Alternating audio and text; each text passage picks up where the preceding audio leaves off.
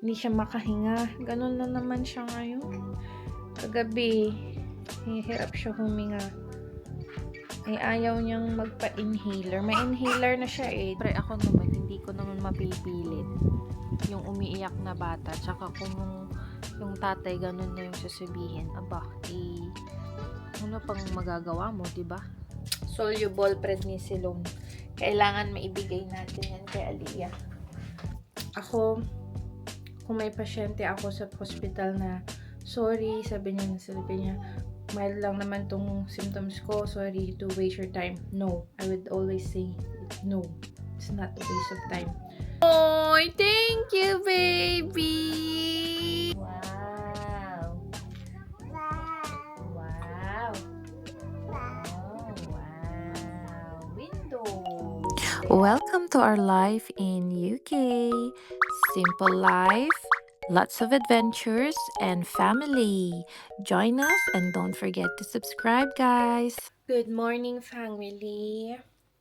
Today is 28th of March, 7:30 ng umaga. Lalabas tayo ngayon na actually, bago magbukas yung we call here walk-in center. Meaning, kasi yung doktor namin, pag Sabado, sarado, no?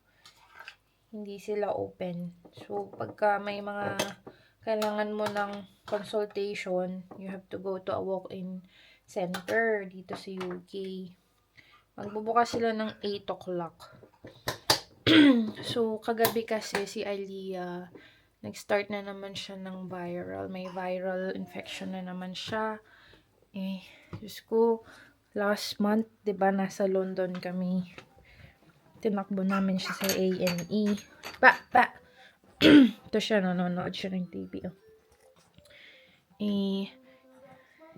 Hindi siya makahinga. Ganun na naman siya ngayon.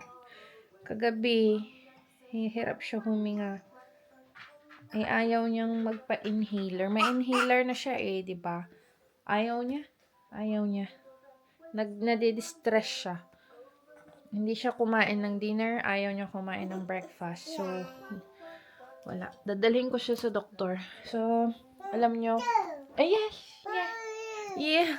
Very, naman siya, responsive. Hey, lady, no? So, nanonood siya ng TV. Pero yung paghinga niya talaga, hindi maganda. So, pag ikaw ay isang ina, at ikaw ay, alam mo yung mga signs na tinitignan mo, hindi naman sa pero we're just preventing it na maging worse, 'di ba? So ikaw, kung naiintindihan mo ako, kung ikaw ay isang nanay, no? Ako, kung may pasyente ako sa hospital na, sorry, sabi niya, mild lang naman tong symptoms ko, sorry to waste your time. No, I would always say, no, it's not a waste of time. Maglagay tayo ng kulay. Kasi mukha tayong pale. Sasabihin ko sa kanila na, no, it's not a waste of time. It's always good to check. Kesa yung late na, no? Wala nang magagawa. Yung ganun ba? So, anyway, si daddy siya ang nagbantay from 2 a.m. hanggang 6. Bless him, hindi siya natulog. So, ngayon siya yung tulog. Ako nakatulog, tapos ako naman ang bantay.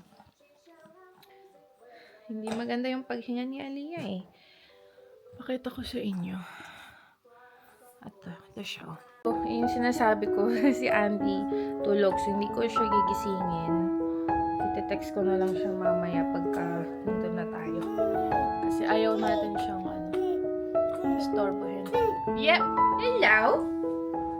Shall we go see a doctor before they open? Yeah? Okay. Let's change your nappy then. Shall we? Change nappy? Nay? Oh, nay.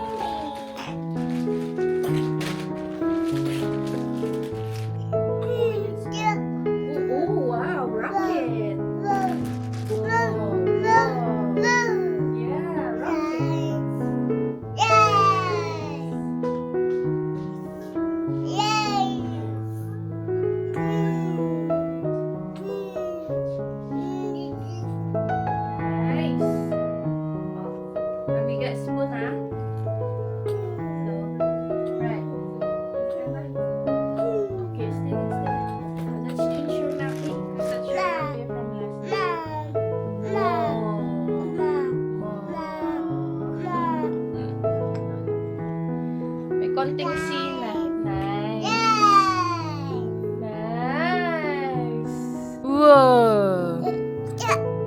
What is it? Oh, cat. Cat. Cat. Pig. Whoa. House. Oh, house. The bobbing up, wind the bobbing up, pull, pull, clap, clap, clap, wind the bobbing up. Your baby. Do you wanna bring your baby with you? Huh? Atin yung ano mo? See.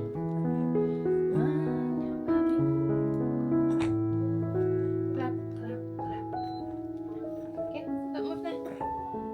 Come here. Okay.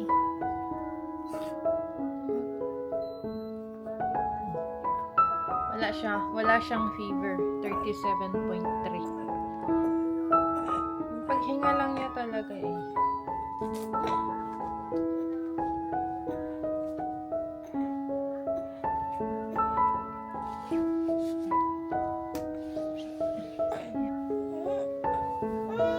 Okay. Yes, yes, yes. Let's go. Let's go and see the doctor na. Okay? Say bye-bye to Ate Lady.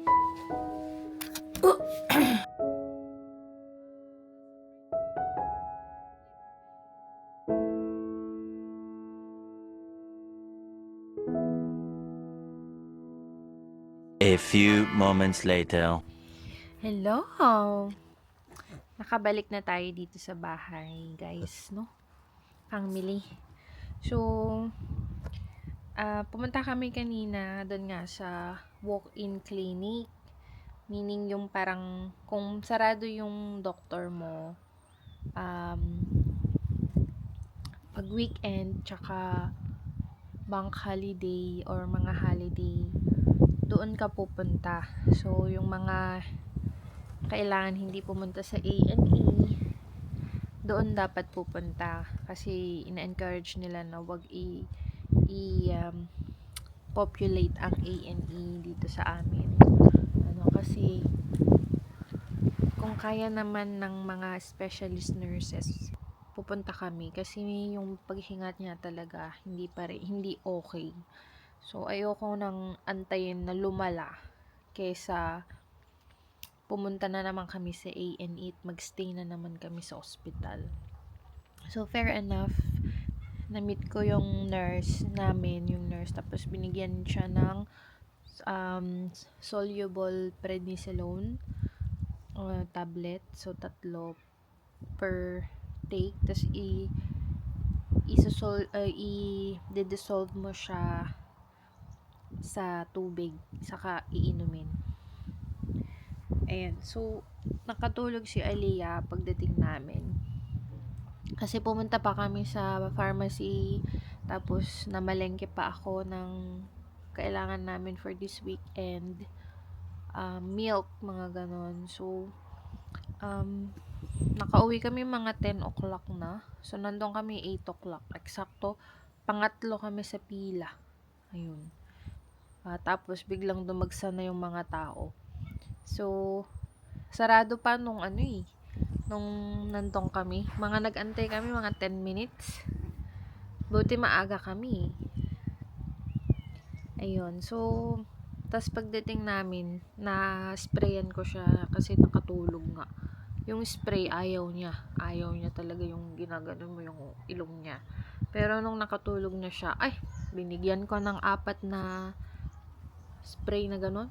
Yung inhaler na ginaganon mo. 4 puffs yung binigay ko. Kasi yung first 2 hindi umokay. Tapos nung yung pangalawang 2, dun umokay yung paghinga niya. So ngayon tulog siya. Tapos medyo kalmado na yung hinga niya. Ang problema ko kasi, yung asawa ko, ayaw niya yung umiiyak si Aliyah eh. So, ayaw niyang ibigay yung inhaler. Pag iiyak na yan, sabihin niya, wag mo nang ibigay kasi. So, syempre, ako naman, hindi ko naman mapipilit yung umiiyak na bata. Tsaka kung yung tatay, ganun na yung sasabihin, ano pang magagawa mo, diba? 2 versus 1.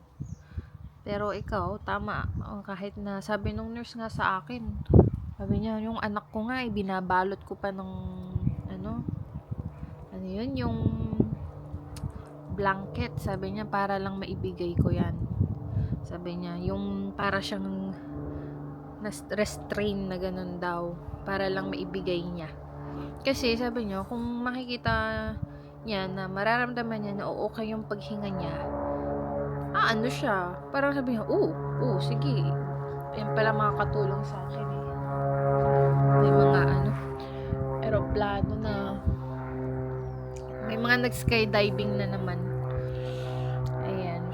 So yun yung update kay Aliyah. Mahirap kasi dito. Hindi ka talaga makaka-access agad-agad sa pediatrician.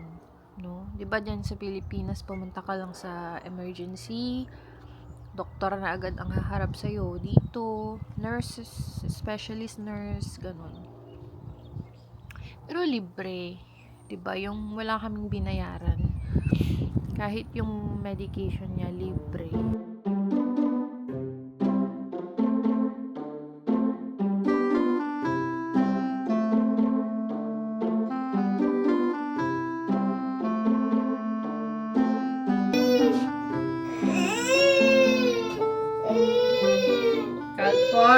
Calpol.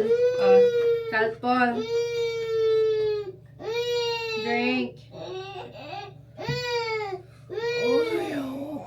Hirap po. Ang hirap po. May sakit po kami. School. Masama talaga yung hininga po natin. Nakikita nyo talagang gumaganon-ganon. Ayan na. Sige. I'll go and get the, ito guys, yung binigay ni nurse kanina. Yung soluble prednisolone. Kailangan maibigay natin yan kay Aliyah.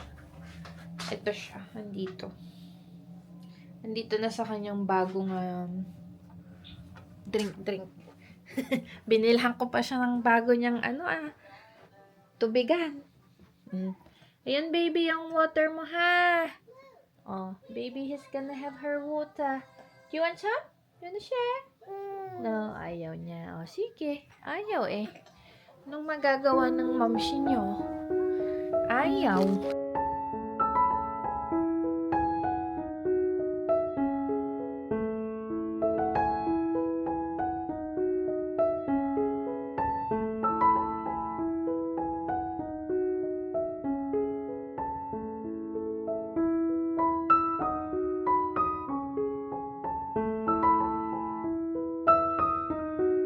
Hi, family!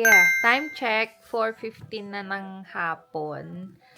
Yan. So, 'di ba sabi ko, binigyan ng steroid si Aliyah. Tapos, nilagay ko dito sa... Ay! Ba yan? Sorry, natapon. Sabi ko, lalagay ko dito sa tubigan niya. Aba, ininom naman niya. Tapos nilagyan ko ng orange juice. Hanggang ngayon, hindi pa niya nauubos. So, mga lunchtime pa yun nung binigay ko siya. Pero, inoobserbahan ko yung kanyang paghinga. Medyo may hirap pa rin sa paghinga, pero hindi na siya katulad kanina. Hindi na siya ganun lala, katulad nung kagabi tsaka kanina bago kami pumunta dun sa walk-in center. Tapos 'di ba nakatulog siya, binigyan ko siya ng 4 puff nito. So, meron pa ring bigat sa dibdib niya, pero naglalaro na siya. Masaya siya kasi nanonood siya ng TV, which ang paborito niyang gawin. Yung bago niyang toy. Aliyah! Aliyah, baby! Baby, can you give mommy ice cream? Aliyah? Where's your ice cream? Aliyah! Aliyah! Give mommy ice cream. Can I have ice cream, please? Ayan, gagawa siya ng ice cream. Cha! That's it. Give mommy ice cream, please. Oh, thank you, baby. How about mommy? Thank you. Ay, siya kumain. I thought, give mommy ice cream. Thank you.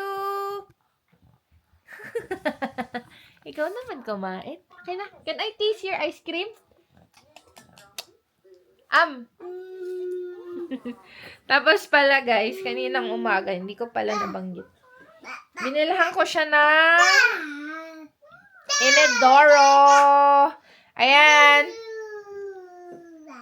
Magpra-practice na si Aliyang umihi dito sa ihian. Potty training. Yan. Magpa-potty train na ang baba. So, eto, nilalagay ko lang siya dito sa mga laruan niya, ganyan. Para masanay siya kung upuan niya yan. Pero pinapakita ko sa kanya kung paano gamitin. Ay, potty training na tayo, mga kabsat. Anyway, ano na ba? Ang update ko, nakatulog ako sa sofa. Dito sa sofa namin. Tapos siya nanonood. Tinulugan ko si Aliyah. Kasi pagod na pagod ako. Alam nyo, 2 o'clock na ata ako nakatulog kagabi. Hindi ko ba nabanggit sa inyo na sa bed namin, umalis sila ni Andy. Pumunta sila sa nursery.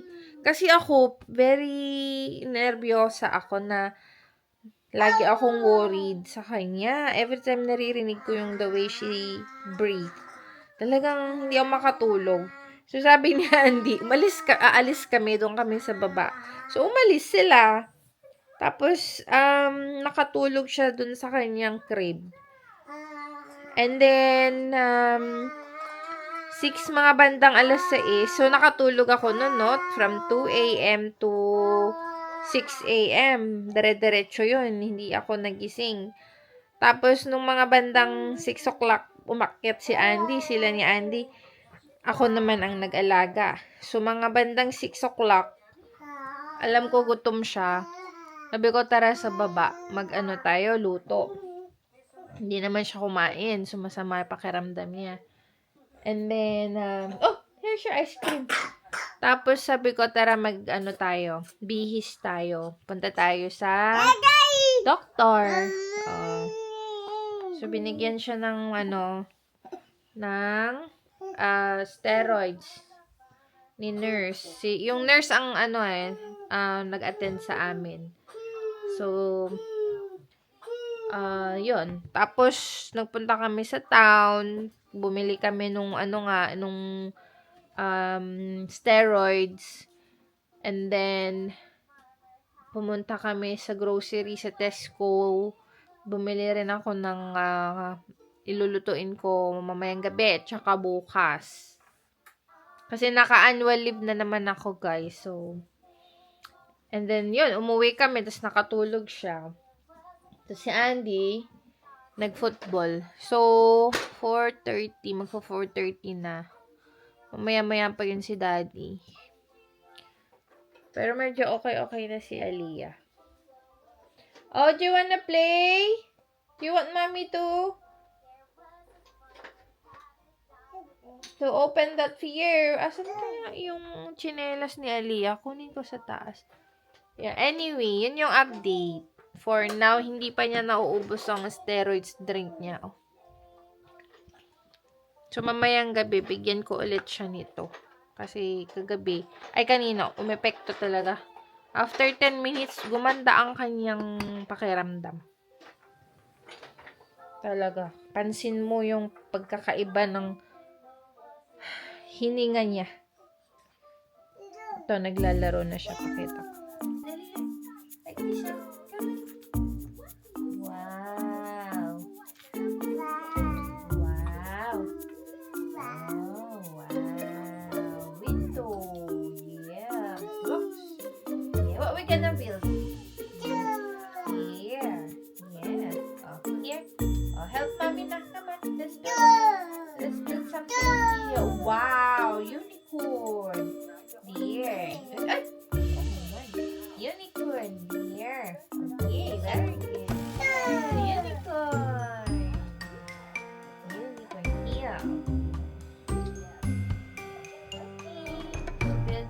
Unicorn's house.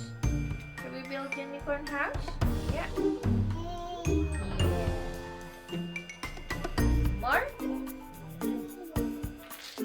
Oh, unicorn house. Look, unicorn house. Wow, look at that, Aliyah. Where's that paint? A few moments later. Niraran ko yung bath. Magbabath ako. Tagal na akong hindi nakapag-bath. Pag gusto kong mag-relax, like, talagang,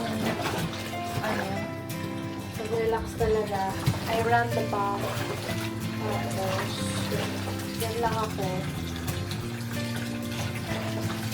Tapos, meron ako dito pillow. Ayan, para makarelax yung leeg kong ganyan. Itong thermometer. Tubig. Ayan. For Aliyah yan actually. But I can also use it for myself. 32. Oh, ayan mo. 39 degrees.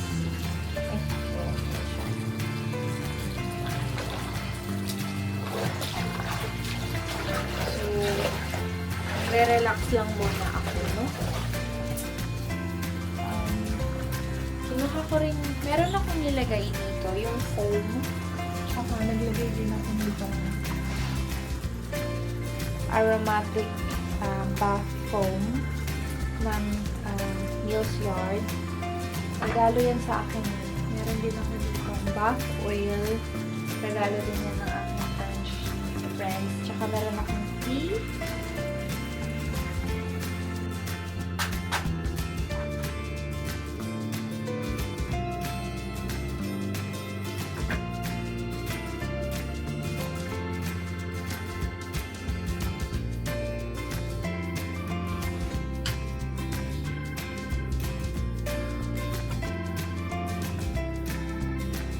Okay.